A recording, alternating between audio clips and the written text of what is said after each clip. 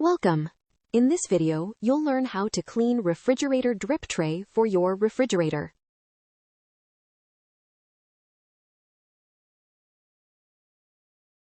Unplug the refrigerator before cleaning. Locate the drip tray at the bottom of the refrigerator. Slide the drip tray out carefully. Empty collected water from the tray. Wash the tray with water and a cloth. Dry the tray completely.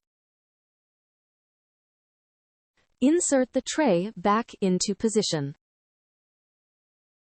Restore power to the refrigerator.